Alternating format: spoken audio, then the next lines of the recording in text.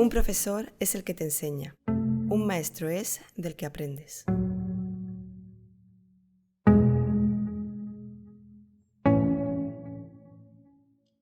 Sí, el viaje sigue.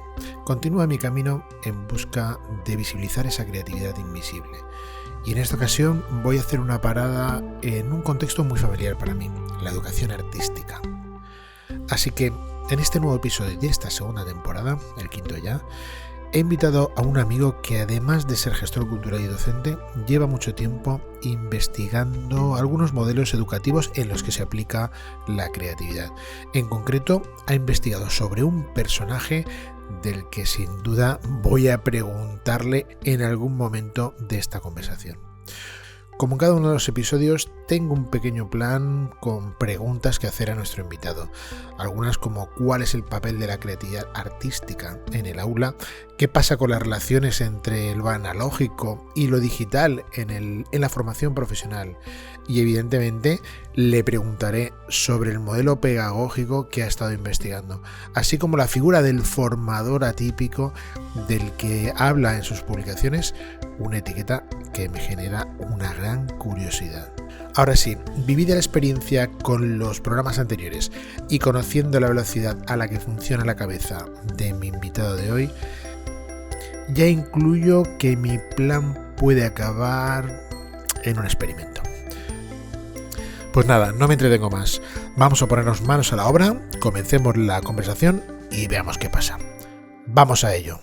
Alejandro Macharowski, bienvenido, ¿cómo estás? Muy bien, muchas gracias por la invitación. Gracias a ti por querer participar en este proyecto tan ilusionante, en nuestro quinto episodio de la segunda temporada de Creatividad Invisible, un proyecto en el que pretendemos, con cada una de nuestras conversaciones, en este caso con la tuya, hacer un poquito más visible esa creatividad que ya nos decía la invitada pasada, que está en la sociedad, en eso invisible, ¿no? En esos constructos invisibles de la sociedad, y que conecta con lo más personal de la humanidad, de la persona, y que hasta hace muy poquito se sigue, y te digo que se sigue, ¿eh? Tú sabes, y de esto hablaremos, se sigue dando o se sigue vinculando con la industria creativa, y realmente cada día nos damos cuenta que va mucho más allá en nuestro día a día, en nuestros quehaceres, pero bueno, no voy a entrar en mucho detalle. Quiero que nuestra comunidad, esta sociedad creativa que estamos construyendo o estamos aquí aportando, sepa que tú y yo hemos tenido un montón de conversaciones filosóficas para hablar de estos temas, y evidentemente teníamos que hacer uno aquí, frente a las cámaras. Hemos participado en formaciones, en proyectos formativos juntos. Vamos, que tenemos toda la inmanencia posible para que, no sé si profundizaremos, filosofaremos, pero seguro que nos lo vamos a pasar muy bien y vamos a disfrutar, y esperamos que vosotros y vosotras así lo notéis. Por darles un poquito de información a ellos y a ellas. Sabes, eres seguidor de esta serie, de hecho la comentamos algunos capítulos, y sabes que siempre intento arrancar con, pues eso, que el invitado hable un poco de él, en este caso de ti, para que, pues eso, te puedan conocer un poquito más. Y en este sentido, a mí me gustaría que nos pudieras contar brevemente, que tenemos todavía un episodio largo por delante, ¿en qué andas metido, Alejandro? ¿En qué andas metido ahora? Estoy desarrollando, trabajando, ocupándome en 3 temas diferentes. Escribiendo un libro, por un lado, que me lleva mucho trabajo de investigación en los últimos años. Luego me han propuesto un comisariado de una exposición de un artista plástico, un artista visual que quiere exponer en los próximos meses, y me ha encargado que fuera un poco el que reúna toda su obra. Y también estoy, gestionando una exposición que acaba de cerrarse hace pocos días, la 4ª exposición, sobre un profesor, ¿no?, que ha hecho también, hizo innovación en las artes visuales, en la educación, y es un poquito, son estas 3 ahora mismo, aparte de actividades didácticas, talleres, pero estos son los 3 elementos más potentes. Pues sí, está muy bien que me saques lo del profesor y la innovación, porque pues, de eso vamos a profundizar un poquito, ¿no?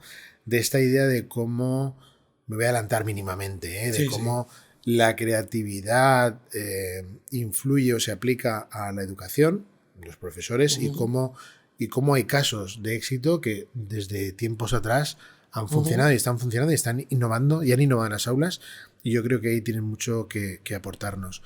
Pero antes de entrar en esto, ¿no?, que nos trae hoy, un poquito más. ¿Qué es lo que te hizo a ti, Alejandro, decidirte, o qué es lo que te llevó a ti a dedicarte a esto de la creatividad, ¿no? Incluso como profesor, como didacta, en estas exposiciones, como escritor de este libro? ¿Qué es lo que te hizo conectar con la creatividad a ti? Profesionalmente, ¿eh? Sí. Bueno, es vocacional, ¿no? Sobre todo por una experiencia no muy, digamos, positiva cuando, digamos, hice la educación secundaria, ¿no? Notaba que hacía falta mucho más empatía, comunicación entre el alumnado y el profesorado. Y ya sufrí eso, ¿no? Un poco malos profesores, un porcentaje importante. Y ya desde adolescente, muy joven, me planteé, ¿no? Bueno, me interesaría poder cambiar esto y intentar. Y ya me interesaba el tema educativo. Luego me interesaba dibujar desde niño. Mis padres me enviaban ya de pequeño, ¿no?, a hacer actividades creativas. Luego, bueno, fui con un profesor, mi maestro, que fue el promotor un poco de esto antes de que ingresara a Bellas Artes. Un artista plástico de renombre, Hugo Balmaceda, en mi pueblo, en Adrogué. Y luego, bueno, hice Bellas Artes, y ahí la carrera en Argentina, a diferencia de España, es una carrera de magisterio, es decir, haces Bellas Artes, pero está enfocado al magisterio, al profesorado. Entonces tienes asignaturas como si fueras a ser licenciado en Bellas Artes, pero se les incorpora materias, asignaturas, prácticas docentes, ¿no?, sobre la creatividad, pero enfocado a dibujo o a artes visuales, ¿no? Entonces, claro, tienes un título o una formación en la cual eres especialista en esto, ¿no? Y en España eso no existe, ¿no? Está lenguas, está educación física, no está la especialidad. Tienes licenciatura en Bellas Artes, pero no la formación. Y a partir de ahí, bueno, me encantaba, ¿no? Por otro lado, también en esos años, cuando era joven, antes de casarme y tener hijos, ¿no?, también quería ser pintor, artista plástico, pero bueno, al final tu vida te manda un poco, ¿no?, por donde ubicarte. Y eso es un poco lo que desarrollé. Luego lo sumé a otras cosas que ya, en todo caso... Ya poco por darle un poquito ahí, ¿no? Además noto cuando me cuentas esto cómo surgen ahí emociones, ¿no? ¿Qué notas tú cuando estás desarrollando tu didáctica creativa, ¿no? ¿Qué notas tú en ti? Sí, bueno, es una percepción muy, muy curiosa. Recuerdo, tengo imágenes, ¿no? Se genera como una especie de energía, ¿no? Es curioso, muy curioso, porque no es medible. Esto no es cuantitativo, podría ser cualitativo, ¿no? Pero se genera, si hay una serie de elementos, ¿no?, que tienen que darse entre quien va a impartir la asignatura, el que va a promover la actividad, el alumnado, el ambiente, el momento en que la gente empieza, las alumnas y los alumnos empiezan a desarrollar su actividad por un tema dado, ¿no? Se genera ahí como ese caos que al principio cuesta, ¿no? A veces te va un poco de las manos, pero lo controlas, lo logras con la experiencia, los años. Logras controlarlo para que se quede en esa especie de burbuja, por así decirlo, en las actividades, ese tiempo que estás, hora y media, y es una energía. Yo creo que es una energía. Se crea y se replica, ¿no?, o se contagia entre todos, ¿no? No sé cómo explicarlo, entre quien está al frente de esa clase, como entre los propios alumnas y alumnos, ¿no? Entonces es muy bonito porque lo percibís, pero claro, en el momento, si viene alguien de fuera, abre la puerta, como que se corta o se pararía o se interrumpiría, pero claro, tú no lo puedes ver de fuera, ¿no? Estás metido en esa... Tú que eres muy visual, Alejandro, ¿qué color tendría esa energía?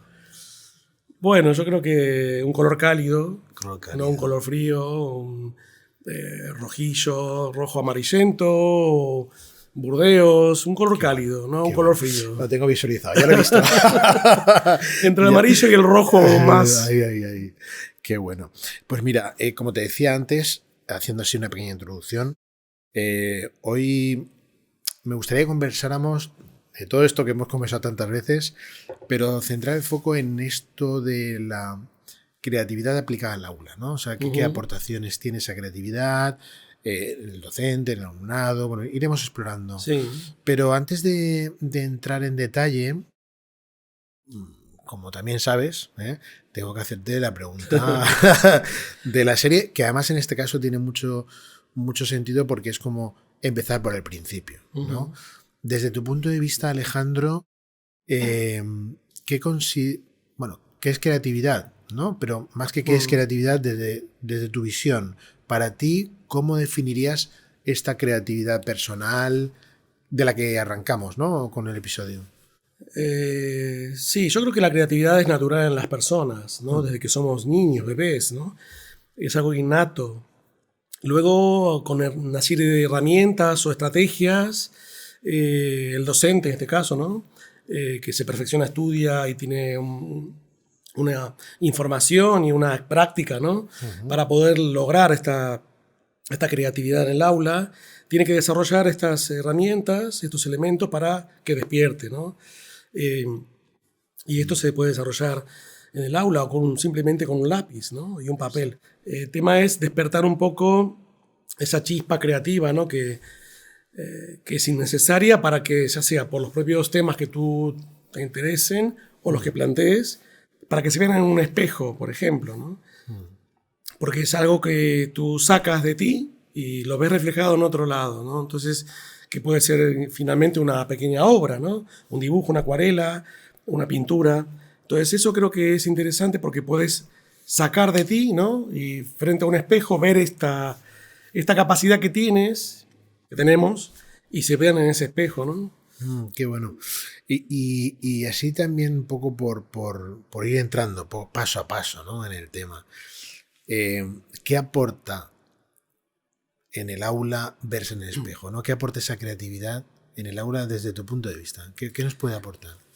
Yo creo que aporta individualmente y aporta colectivamente, ¿no? Creo que cada uno puede, porque luego también puedes hacer una especie de puesta en escena. Yo lo hacía eso, no por comparar, pero sí, como es una actividad muy individual y no ves lo que hace el otro porque estás en ese caos creativo, ¿no? Que mencionaba antes. Luego puedes exponer esto en la pizarra, en la pared, en donde sea, lo que han hecho, ¿no? Y no dices que es por comparar, sino porque como cada uno, en esos dibujos que ves, 20, 30, 40, cada uno es diferente, ¿no? Entonces, claro, eso es hacerles descubrir a ellos que tienen su propia identidad, ¿no? Visual o plástica o creativa. Y por otro lado también observan lo que hacen los demás. Y eso genera ahí como una especie de pertenencia a un momento en concreto y particular, ¿no? De una actividad X, ¿no? Y esto creo que es interesante, ¿no? Y tienes que aclarar que no es por comparar, no es que este dibujo que pongo acá al lado del otro es mejor, no, de eso no hay competición, no hay un buen dibujo o un mal dibujo, siempre eso es muy importante decirlo, sobre todo en los niños, sobre todo en primaria, ¿no? Ya en adultos es diferente, pero en primaria es importante esto, ¿no? Nunca, cuando tienes que calificar, luego que es un tema también bastante complejo, claro, ¿cómo califica, no? Yo aprobaba a todo el mundo si hacía su actividad. Claro, quien no hace la actividad no le puedes poner un aprobado, ¿no? Claro. Pero bueno, era un poco esto, ¿no? Y eso creo que genera un poco lo que me preguntabas. No tendremos un revisor externo que apunte esto, pero creo que eso es importante porque genera esto, ¿no? En lo individual y en lo grupal. Y se retroalimenta. O sea, hace como esa conexión individual en el grupo y el grupo en el individual. Sí. Muy interesante esa visión porque al final es verdad que en otros contextos, supongo en el educativo también, la idea de colectivo, la idea de grupo está muy relacionado con cuándo creamos y cómo creamos, ¿no? Y cómo creamos cuando estamos con alguien. Tú que has hablado de niños, adultos, un poco de todo, No sé si tienes algún ejemplo en la cabeza, ¿eh? Podría ser desde ahí o como tú, o conceptualmente, como tú lo prefieras. ¿Qué beneficios has experimentado tú que a ver, ¿cómo te lo planteo? ¿Qué beneficios has notado tú que tienen las personas cuando les dan clase o les dan algún tipo de formato educativo de manera creativa? ¿Qué beneficios notas tú? Yo creo que depende del nivel educativo en el que estás, Vale. Si hablas de primaria o la universidad, ¿no? Por ejemplo. Según el momento en el que está la persona que es una u otra. Si lo llevas a una etapa en la cual no es profesional, la persona es joven, es un niño, una niña, un joven de bachillerato, puede ser algo, como decíamos antes, ¿no? Comunicativo, expresivo, que logra desinhibirlo, muchas veces son... Desinhibirlo. Y luego en lo profesional, bueno, también es interesante, sobre todo porque, bueno, ya en un formato de persona que ya está graduándose en una carrera, también es interesante porque la incorporación de la tecnología, que nos influye en todo, también influye en lo educativo. Entonces, es interesante también vincular esto en intentar que estas personas que van a formarse profesionalmente toquen otras tecnologías, ¿no? Analógicas. Me adelanto un poco quizás a lo que quizás hablemos después. Entonces, esto les permite ver otras cuestiones que no tienen que ver ni con la tecnología, que estamos muy metidos con esto, o con las redes sociales, o con internet, sino que hablamos de otra cosa, ¿no? Vale, pues mira, ya que lo sacas, vamos a entrar ahí, ¿no? Desde tu punto de vista, creo que además incluso has llegado a escribir un artículo y todo sobre esto. Entre muchas formaciones que has hecho, que luego comentaremos alguna más, has estado, pues no sé, alguna década, ¿no? Sí, una década ya. Una década ya con Sí. ESAD, ¿no? Una escuela de arte bueno, digital, ¿no? Sí. Apostando por este tipo de iniciativas formativas en esa conexión entre lo analógico y lo digital. Y eso, y sabiendo además que has escrito sobre el asunto, ¿qué relación hay en nuestra educación? ¿O qué más que hay? ¿Qué aportación ves tú en esta relación entre lo analógico y lo digital en la formación? Yo creo que tenemos que indagar en lo analógico. Últimamente, hace unos últimos 10, 15 años, ¿no? Se ha, digamos, mega utilizado o muy utilizado lo que tiene que ver con la tecnología, porque es atractiva, te abduce y pierdes quizás elementos, ¿no? Del mundo analógico, físico, para poder desarrollar creatividad. Entonces, en este caso, hablando de SAT, cuando se me plantea hace más de 10 años, ¿no? El jefe de estudio me dice, bueno, plantea una actividad didáctica para profesionales que van a hacer diseñadores gráficos, que en ese momento se llamaba así, ¿no? Hoy tenemos otras definiciones. Entonces ahí hice una especie de propuesta disruptiva y planteé un poco trabajar lo analógico, ¿no? Una técnica tradicional, técnicas gráficas, que es muy interesante y funcionó muy bien, porque tocaban materia, tocaban elementos físicos, ¿no? Como una gubia, un tórculo, un grabado, una tinta, y de ahí se digitalizaba, es decir, luego creabas hasta filtros de Photoshop. Es decir, empezabas por ahí, pero claro, acababas en donde quisieras, pero eso fue una experiencia muy, muy interesante, muy potente. De hecho, las encuestas que hacían el alumnado de satisfacción o comentarios que hacían estaban muy motivados con conocer esto, no lo conocían. No lo habían hecho en bachillerato artístico, no habían tocado este tipo de cuestiones técnicas o creativas. ¿Qué decían, Alejandro? ¿Qué decían? ¿Qué decían? Que era interesante haber hecho prácticas con materias, digamos, manuales, técnicas de dibujo, de diseño, pero que les interesaba porque nunca habían tocado eso. Entonces, claro, ellos ahora, con estas experiencias que eran un cuatrimestre, ¿no? Muy intensa, varias horas a la semana, que eso es importante, ¿no? Desarrollar un taller de grabado, veían esto, como tener más creatividad, tener más recursos creativos para su carrera profesional. Muy bien. Incluso incorporando estos elementos, ¿no? en un diseño futuro, ¿no? En un logotipo, en un isotipo, en fin. en lo que es el lenguaje gráfico, ¿no? Que tiene mucho que ver con el diseño, ¿no? Que tú lo sabes muy bien. Entonces, todas esas experiencias que nunca se habían hecho en ese momento, hace 10 años, bueno, resultaron luego en artículos porque realmente fue muy enriquecedor y muy interesante, ¿no? Entonces, claro, funcionó porque era algo que no sabía que podría suceder, ¿no? Plantearle a una escuela de este nivel, ¿no? Unas prácticas con elementos analógicos. ¿Esa práctica qué llevo? Dices que, o sea, que se conseguían esas prácticas. Dices, por un lado, que los alumnos, en este caso relacionado con el mundo del diseño, pero bueno, luego ya exploraremos a otros, lo que hacían era tener unos recursos creativos para luego llevarse a su día a día como profesionales. Sí. ¿Qué otras cosas notas tú que conseguían con esta metodología de unir, por lo que entiendo que me estás contando, esa parte de pensar analógica para luego pasarlo a lo digital y conectarlo? ¿Qué más tú notas que conseguían ahí? Sí, también tenía que ver con esto, ¿no? Como hablamos antes en primaria, ¿no? El ambiente, lo que se genera, ¿no?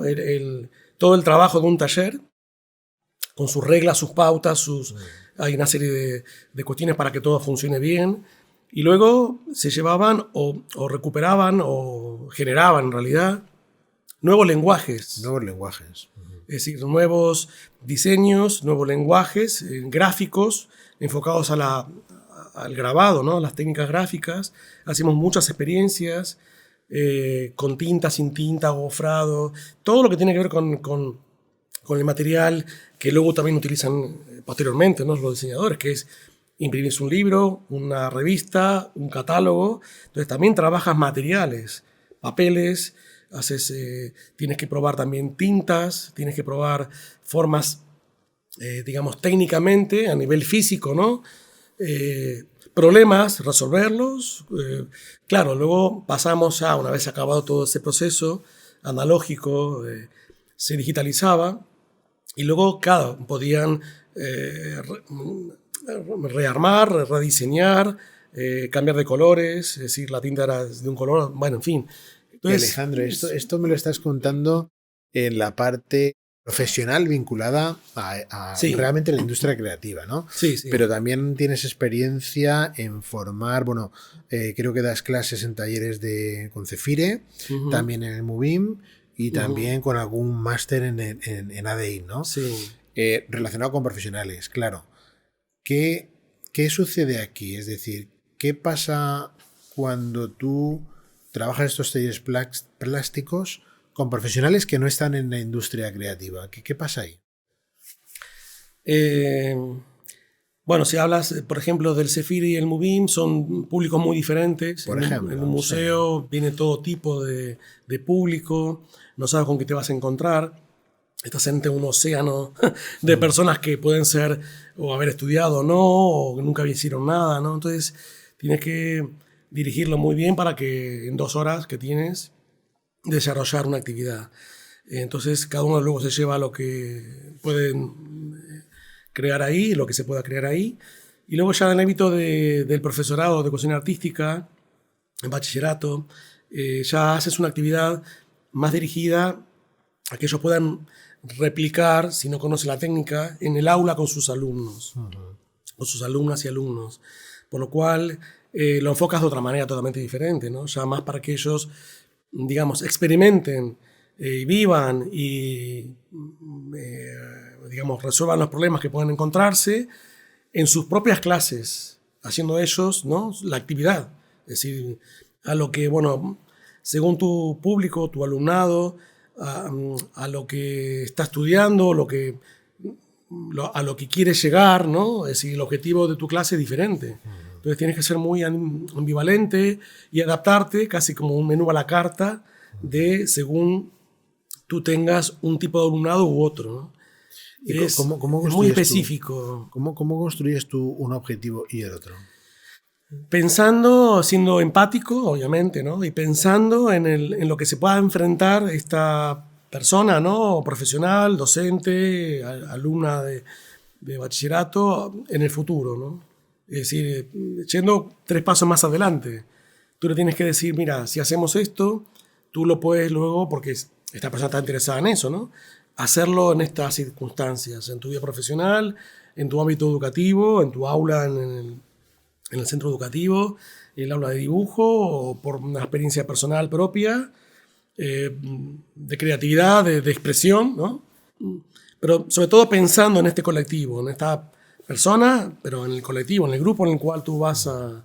O sea, eso en la parte profesional, ¿no? Algunas cosas que, por lo que yo estoy escuchando, y dime si es así, el hecho de trabajar esa proyección creativa, que eso es muy interesante, que nos ayuda a la creatividad en imaginar escenarios futuros y resolver a partir de la anticipación.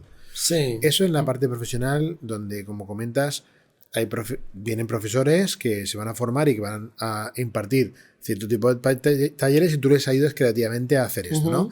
A resolver posibles historias que puedan suceder en sus futuras aulas, hablando de aulas. Y en la parte, poniendo un poquito más el objetivo en la parte del MUBIM, ¿qué es lo que tú piensas que... Mira, voy a ser un poco redundante. ¿Qué es lo que tú piensas que piensan las personas que van a tus talleres así en contextos expositivos? Qué buena pregunta. Deduzco que pensaban que no iban a lograr porque no saben dibujar, te dicen, y luego se van con un dibujo, ¿no? Y bien. Entonces, claro, se van con la sorpresa, intentas que se encuentren a gusto, ¿no? Les planteas un poco lo que decía antes. Pero el público muy, muy diverso. Puede haber, en fin, que quien no haya utilizado nunca un lápiz, a gente que ha estudiado, y se pensarán quizás, ¿qué voy a hacer aquí? Yo aparte planteaba un tema específico, ¿no? Que era desarrollar un ex libris, ¿no? Era algo con un título, porque si no, claro, viene público de todo tipo. En un museo, bueno, cada fin de semana había 70, 60 personas, en cada actividad.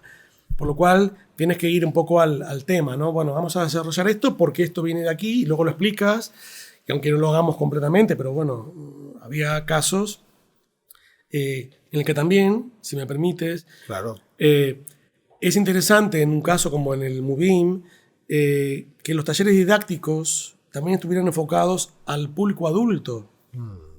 ¿Y para qué piensas, Alejandro, que es importante, ¿no? que los adultos estén en ese tipo de talleres? Es muy importante. Primero porque es un público, en el caso de un museo, que no se atiende como quizás debería. Está enfocado más a los niños, a los jóvenes, a las escuelas, colegios. Y el adulto, en un punto, como en este caso, ¿no? Tiene esta posibilidad, ¿no? Un sábado, un domingo por la tarde, ir a hacer una actividad creativa. Y me he encontrado, por ejemplo, con ex libris buenísimos, ¿no? Entonces, claro, te sorprende porque a veces preguntan, no, ¿y esto por qué lo has hecho? No, porque a mí me gusta correr, entonces he hecho un diseño espectacular, ¿no? Y nunca había dibujado. Esto que, porque por igual nuestra audiencia no lo sabe, esto de ex libris, ¿qué son? Es una imagen gráfica que viene del grabado y originalmente se hacía quien tuviera... Es una imagen, ¿cómo decirlo? Como tu propio logotipo, ¿no? Vale. Es una imagen que te identifica a ti mismo con tus intereses. Entonces, la clase en esta actividad en los museos se plantea esto, ¿no? Tú tienes que desarrollar una idea, algo que te guste, que te identifique. Luego, si se hace luego el sello, el cuño, ¿no? Posteriormente, porque eso tenemos 2 horas, en 2 horas no puedes... Pero las personas se van ya con este diseño. Y había casos de una persona que estaba 1 hora hasta empezar a dibujar y hacía algo luego muy digno, y luego que quienes hacían 10 o 15. Decía, madre mía, ¿no? Te sorprende porque, claro, ahí te encuentras de todo, de todo. Y la gente también se sorprende porque no se espera eso, ¿no? Si yo no sé dibujar, ¿no? Digo, no, es que no pasa por ahí. ¿Cuál es el caso que más te ha sorprendido? Esta chica, por ejemplo, una chica, una mujer, que le costó, estuvo 2 horas sufriendo, supongo, porque hasta que yo los voy mirando, ¿no? Muy, claro, no puedes invadirle, ¿no? En una mesa y separadas en mesas. yo separaba en mesas para que la gente tenga su propio pequeña burbuja creativa ahí, no, porque bueno, tienen más intimidad y se pueden sentir más a gusto, más cómodos. Y bueno, en este caso, ¿no? Me acuerdo que hice una paloma en un marco, ¿no? Con una delicadeza y una belleza increíble, muy sensible, ¿no? Esta persona se ve que tenía estas peculiaridades, ¿no? Y bueno, pero no se fue, porque ahí las personas se pueden ir, puedes plantear la actividad y no, esto no es para mí. Hubo un caso, dos que me pasaron, que creían que eran otra cosa, pero bueno, estuvo. Luego personas muy mayores también, que les cuesta incluso coger un lápiz y también se ponen a dibujar. Que la gente en general es valiente, ¿no? Porque les planteas, si bien está anunciado, está publicado en redes sociales, ¿no? Se escribe, se dice brevemente de qué va. Luego la cosa es diferente, ¿no? Cuando estás planteado ahí, te dan los elementos, plantea la actividad. Luego personas de fuera también que plantean una estética del mundo muy diferente. A veces no todos cumplían las pautas del ex libris, pero bueno, obviamente no dices nada, obviamente. Pero bueno, el tema es que hagan la actividad, ¿no? Que dibujen, les planteas. En este caso era un desafío doble, si se puede decir así, porque tienes solamente lápices, marcadores y folios, nada más. Entonces, claro, el elemento que es importante porque también motiva a la persona, la herramienta, el elemento, el material que vas a utilizar, te puede dar pistas, ¿no? De cómo tú te puedas encontrar. Aquí era muy básico, ¿no? O sea, que un ejercicio de limitación de técnica. Sí. De tiempo. Y algo que voy a destacarlo de lo que estoy escuchando, que además todo el rato quiero compartirlo contigo cuando me lo estás contando. Es decir, un ejercicio creativo de autoconocimiento. De autoconocimiento, porque de alguna manera estás ayudándoles, por lo que yo estoy escuchando, sí. A que ellos tengan que, por lo que decías, identificarse con un símbolo, con una imagen, con un logo, para identificarse ellos con algo. Sí. Ahí, desde tu observación, ¿qué imaginas que les puede pasar por la cabeza? No sé, por si has tenido algún tipo de... Sí, no tienes luego contacto de... acaba la actividad y la gente se va, no tienes confianza, ¿no? Personas que jamás en tu vida has visto ni vas a volver a ver. Es un público que pasa, ¿no? Y en las 4 ediciones... fueron 10 clases al final, ¿no? En los 4 meses ha sido así, ¿no? Se van, te agradecen, ¿sí? Te da la mano alguno, ¿no? Te saluda, te dice, bueno, la gente se va. Esto es interesante, ¿no? Ves cómo vienen y ves cómo se van, ¿no? Entonces, y cuando se van, lo ves todo, se van mejor, se van con una energía diferente, se genera ahí un ambiente, ¿no? Hay como... En fin, se empieza a hablar entre ellos, ¿no? Porque son 2 horas nada más. Pero los ves felices. Es decir, los ves bien. Es decir, que no es que se van peor que antes, ¿no? Y creo porque han logrado un poco esto, mira, el autoconocimiento, sí, de alguna manera. Porque hay gente que no se plantea. Es una actividad que está en un museo muy relevante de la ciudad de Valencia, vinculado con la ilustración, ¿no? Y bueno, es muy positivo, ¿no? Sobre todo en adultos que quizás no tuvieron experiencias o que, bueno, se animan a ir. Imagínate, vas a un museo como eso, ¿no? En esas dimensiones, a una actividad que ¿qué es esto, no? Recojo esto también, ¿eh? O sea, vienen de una manera y se van de otra. Sí. Esto pasa... ¿Esto también notas algo similar o qué notas esto de van y vienen en la otra parte profesional? Un poco por ir saltando de la otra. Es diferente, porque una actividad educativa en un centro de secundaria o universidad es diferente, porque están habituados, ellos tienen, bueno, el alumnado tiene asignaturas de todo tipo, entonces como que están más rodados, es diferente, están como, deciden hacer una carrera universitaria de 3, 4, 5 años, entonces es diferente, no se genera, no existe esto. Esto existe solamente con un público que tienes... personas que jamás vas a volver a ver, seguramente es que es así, y vienen y tú no sabes, claro, es lo que te decía antes, no es un mar, es como un océano de personas que de todo el mundo, ¿no? Es decir, no sabes las historias de cada uno porque no tienes tiempo ni cercanía para poder, pero sí logras que, bueno, llevarlos a una actividad, enseñas en un monitor, una pantalla, ¿no? 15, 20 minutos más, ¿no? Es el input y luego los sueltas, ¿no? Y cada uno ya en su propio ritmo, tú estás un poco como observador, sin invadir, pero vas preguntando, animas. Qué bueno. Y Alejandro, ¿cuál es la dificultad que tú consideras desde tu observación, ¿no? Como docente y también pasando de distintos contextos formativos, ¿no? El museo, la profesionalidad, CEFIRE, tal, ESAT. ¿Cuál es la dificultad que tú podrías compartir con nosotros de aplicar esa creatividad en el aula? La dificultad. Yo creo que se le tiene que dar más importancia a la creatividad, no restringirla al tiempo. En general, en la universidad, tanto, no Bellas Artes, hablo de otras facultades, otras formaciones, sociología, magisterio, otras carreras, se limita mucho el tiempo. Entonces, claro, si no tienes tiempo, el tiempo es importante, porque claro, no es que apretes un botón y la persona ya reacciona, ¿no? Es un proceso, esto que dices, ¿no? Que me gustó, autoconocimiento, y pones en valor y pones en funcionamiento un engranaje sensible, ¿no? Con una serie de pautas para que la persona, y todos somos diferentes, ¿no? Y tenemos nuestra peculiaridad, pueda desarrollar esto. Y claro, no tenés tiempo. Puede haber un tiempo máximo, pero un mínimo en una hora es muy difícil. Entonces, creo que eso es... El tiempo. El tiempo. Yo creo que es el tiempo, luego la capacidad de la persona que esté a cargo de esto, ¿no? Lo que sepa controlar, digamos, motivar, acompañar, entender, ¿no? Y un poco darle tiempo y llevarles un poco de la mano. Luego se sueltan enseguida, desde ya.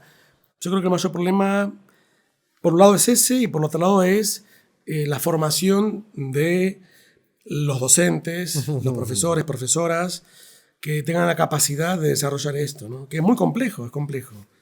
Entonces, por eso un poco mencionaba antes, al principio de la conversación, la formación que tuve, ¿no? Estaba especialmente dirigida a este tipo de enseñanza, ¿no? Educativa en artes visuales, en educación artística, que es muy diferente de lo que es un magisterio de infantil o primaria o profesorado. Entonces, ya sea educación física, lenguas, una asignatura, geografía, historia, que sí hay especialidades, pero no en esto. Yo creo que eso es importante, que hubiera carreras formativas, formaciones, digamos, universitarias, que enseñen y eduquen a los futuros docentes que en estas áreas se capaciten para desarrollar la creatividad. ¿Ves? Con este comentario ya podemos cerrar el podcast. No va a ser así. Pero sí, comparto contigo esa visión de está el tiempo, están también, como has dicho, esas capacidades humanas de motivar, de acompañar, y que todo eso de alguna manera debería estar como apoyado por una formación a los profesores, que son, y dime si no es así, si no, que son los que luego están formando a otras personas, como te pasaba a ti cuando tú comenzaste, ¿no? Y que la experiencia esa nos marca, sí o sí.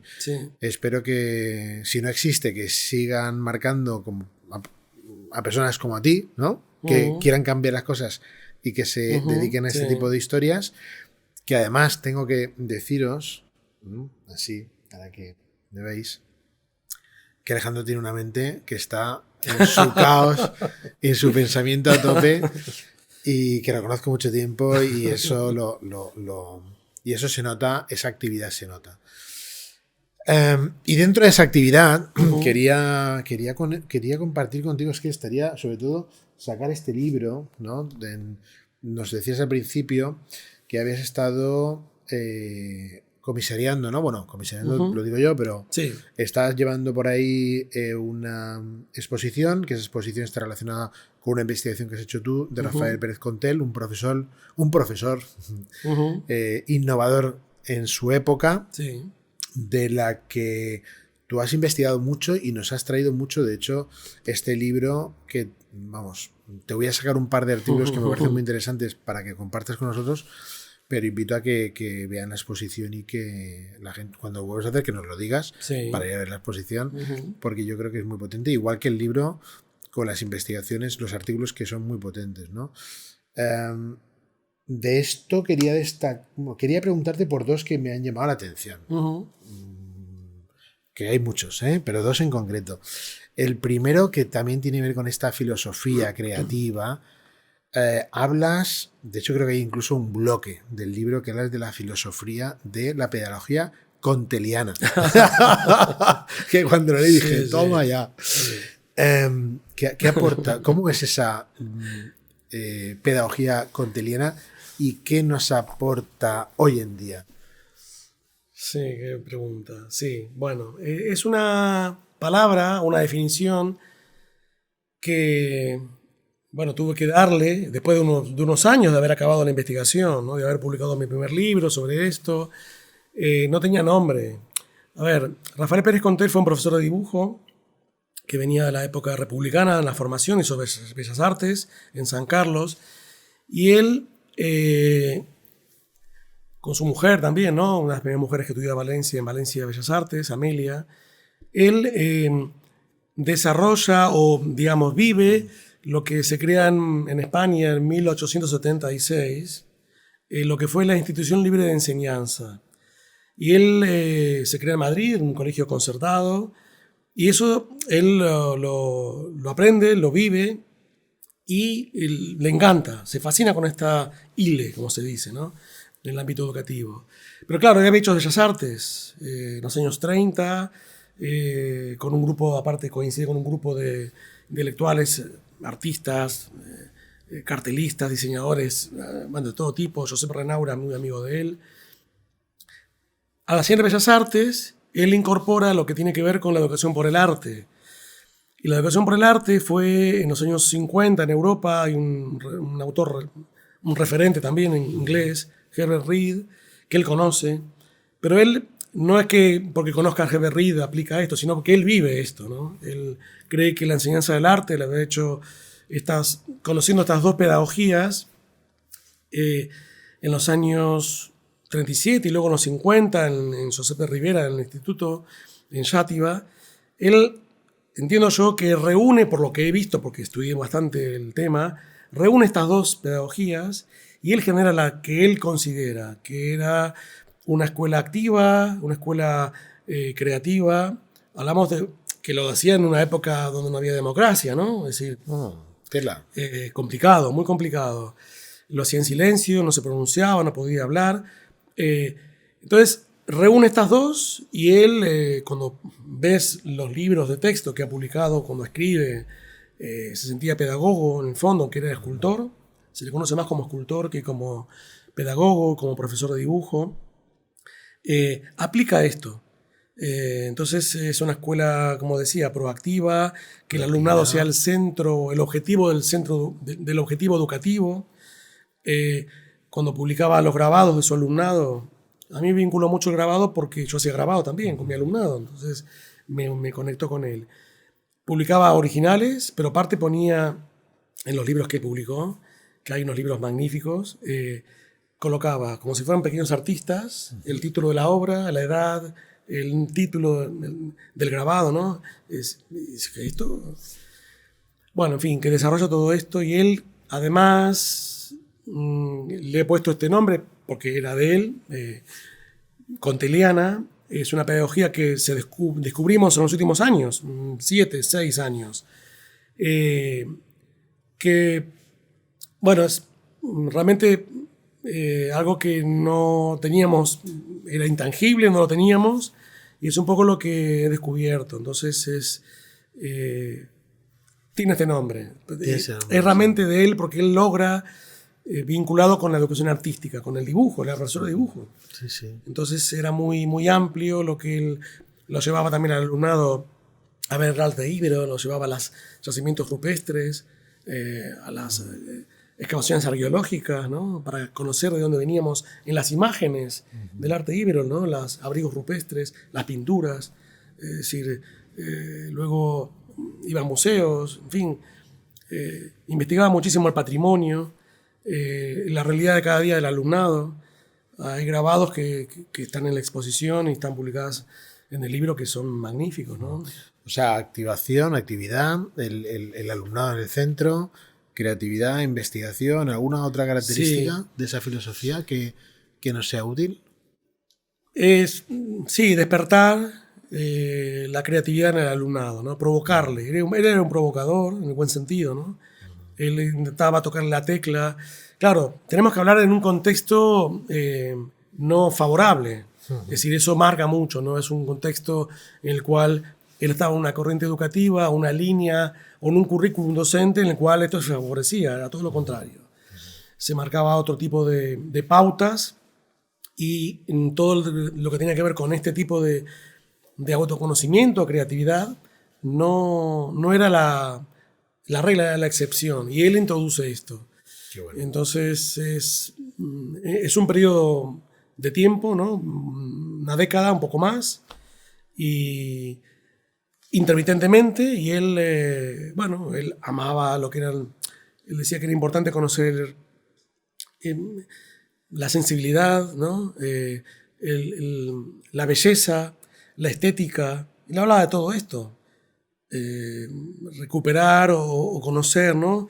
En un ambiente determinado este tipo de conocimientos sensibles, ¿no? Y lo escribe. Es decir, entonces, bueno, el catálogo un poco, ahí hay muchos autores que han escrito sobre él, actuales, catedráticos, profesores, la familia, ¿no? Que hablan hoy, esto es año 2023.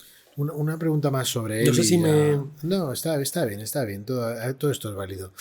Hablas aquí en el libro hablas de esa figura de profesor atípico.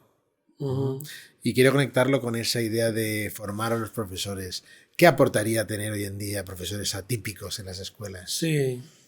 Sí, un poco es alguien que te plantee cosas disruptivas desde otro punto de vista, ¿no? Que no es fácil esto, ¿no? Pero plantearte no lo que la corriente solamente te lleve educativa o las tendencias, ¿no? Sino ver las cosas desde otro punto de vista. Él lo hacía, ¿no? Y creo que eso te hace como un clic, ¿no? En tu cabeza y luego en las emociones, en la sensibilidad, y puedes hacer algo diferente, ¿no? No porque hay que hacer algo diferente, simplemente por no hacer lo que todo el mundo hace. Y eso podría ser que un profesor atípico provoque. Provocación, me encanta la provocación. Alejandro, ¿sabes que hacemos una cadena creativa de preguntas en la que conectamos esos invitados atípicos entre unos y otros? Y en el caso pasado tuvimos a Ana Julia Ingelis, y nos hizo una pregunta hacia ti, que luego te aviso ya que tienes que ir recordando una o preparando una para lanzar tú para el siguiente invitado. Ella nos lanzó la pregunta hacia ti. Nos dijo que te preguntáramos, ¿no? ¿En qué medida se puede potenciar la creatividad en el sistema educativo abriendo este lugar educativo al territorio y a la sociedad en general? Muy buena pregunta, muy interesante. Yo creo que es fundamental exhibir o comentar, publicar, exponer, ¿no? La actividad que se hace educativa en el aula. Porque la sociedad tiene que conocer lo que hace, no es un espacio cerrado y autárquico, ¿no? Que no tiene puertas ni ventanas. Al contrario. En mi caso, aparte profesionalmente, siempre me interesó dar a conocer lo que se hace, ¿no? En reuniones con padres, en exposiciones de alumnado en museos, en muestras educativas. Creo que es importante porque si no la sociedad, que es la que te forma, en la cual tú estás trabajando para ella, ¿no? Para mejorar la sociedad, tiene que saber un poco, además de tus publicaciones, si eres profesor universitario, y que está muy bien y tiene unos contenidos buenísimos y publicaciones de libros de texto y artículos científicos. Además de esto, bueno, en otros niveles educativos siempre hablamos de, según donde estés, exhibir esto, dar a exponer, escribir. El artículo de gráfica puede ser un ejemplo, hay otros. Y que se conozca, que el público conozca, la sociedad sepa qué se hace y qué se educa, ¿no? Cuál es la importancia o el interés, ¿no? de esta actividad y por qué, para qué. Qué bueno. Pues estamos llegando ya hemos llegado al final estamos llegando, ya al final del episodio.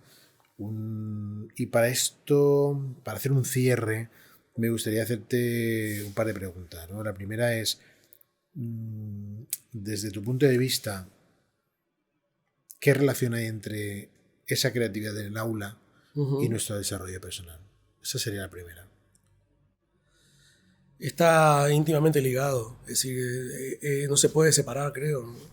Creo que la creatividad personal, la satisfacción de hacer una actividad creativa, está muy... Está ahí. Pues bien, ahí lo dejamos.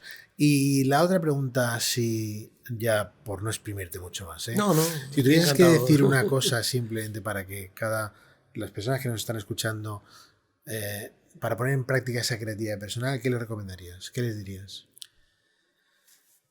Una cosa. Sí, yo creo que en el día a día algo muy sencillo, ¿no? En cualquier actividad que tú hagas puedes hacerla, algún día plantearte, ¿no? Es decir, tenés que planteártelo intelectualmente, hacer algo diferente. Si vas por tu barrio, tu calle, ver las cosas de otra manera, ¿no? Buscar, no sé, los nombres de las calles, cómo están puestos, buscar la identidad gráfica, analizar un poco la fachada de los edificios, encontrar qué elementos estéticos existen, ¿no? Es decir, si vas a comprar el pan o pasear al perro, ¿no? O caminar para ir, bueno, si vas al autobús o a tomar el metro vas rápido, ¿no? Vas con prisa, pero no sé, en algún momento intentar ver tu alrededor, muy básico, algo muy sencillo, ¿no? Incluso si quieres documentarlo, fotografiarlo y hacer una colección, ¿no? Bueno, voy a fotografiar puertas o cerraduras, ventanas, ¿no? Es decir, cosas que tienen que ver con elementos que están en tu propio ámbito y que en el día a día no los ves, no te detienes a verlos, ¿no? A veces no miras a lo alto, mira qué edificio más bonito, ¿no? Qué fachada, en fin, algo así, no sé. Qué bueno, Alejandro, qué bueno. Pues bueno, al final es aplicar esa práctica plástica, ¿no? Al día a día y a partir de ahí desarrollar esa creatividad. Pues muy bien, muy recomendable. Y para finalizar, ahora sí, para seguir esta cadena, ¿qué pregunta te gustaría hacerle a nuestro siguiente invitado? Te voy a decir que está en el mundo editorial, la escritura. ¿Qué te apetece que le preguntemos? ¿Qué te gustaría saber? Como bueno, en los últimos 2 años, quizás año y medio, hay un tema que me interesa mucho, que bueno, fue el desarrollo, la creación y el acceso a la inteligencia artificial, ¿no? Que tanto se habla. Entonces, como está afectando todos los campos, a la escritura, ¿cómo esto puede afectar, de qué manera, ¿no? Al mundo editorial, ¿no? La inteligencia artificial, si la inteligencia artificial podrá ya escribir nuestros propios artículos, libros, no sé si podrá publicarlos, porque es un proceso analógico, ¿no? Imprimirlos, crearlos, producirlos, pero cómo esta inteligencia artificial, afectaría o afecta ya al mundo editorial, ¿no? ¿De qué manera él lo ve? ¿Cómo ve dentro de 5 años, ¿no? Pues un gran reto y una gran pregunta. Alejandro, muchas gracias por este tiempo. Podríamos estar aquí horas y horas, sí, pero gracias a ti. Por también dar tiempo, ¿no? A estas conversaciones, lo vamos a dejar aquí. Y bueno, pues agradeciéndote tu tiempo, tu manera de pensar y la disponibilidad que has tenido, ¿no? De poder encajar esas preguntas. Muchas gracias, de verdad. Ha sido un placer. A vosotros, muchas gracias por invitarme y estuve muy a gusto. Así que gracias. Pues sí, todo esto y mucho más. Como era de esperar, estar con Alejandro ha sido toda una experiencia. Aunque me gustaría seguir curioseando por su pensamiento, nos ha dejado importantes reflexiones con las que entretenernos, así como reflexionar a largo plazo. Puede que alguna de ellas nos diese para un episodio específico, como por ejemplo esa idea de la creatividad a través del espejo y como energía de grupo. La propuesta del equilibrio entre lo digital y la práctica analógica y la formación, como no, de los docentes como facilitadores de creatividad y empatía en las aulas. Esto último, como él dice, puede ser muy sencillo. Solo necesitamos lápices, papel y algún marcador. Aunque lo que me gustaría destacar es su propio propósito de aportar entrenamiento a sus alumnos y alumnas para que puedan viajar 3 pasos por delante de sus propios objetivos, clave para proyectar sus y nuestros futuros. Nos vemos en el próximo episodio de Creatividad Invisible y, como siempre, muchas gracias por estar ahí.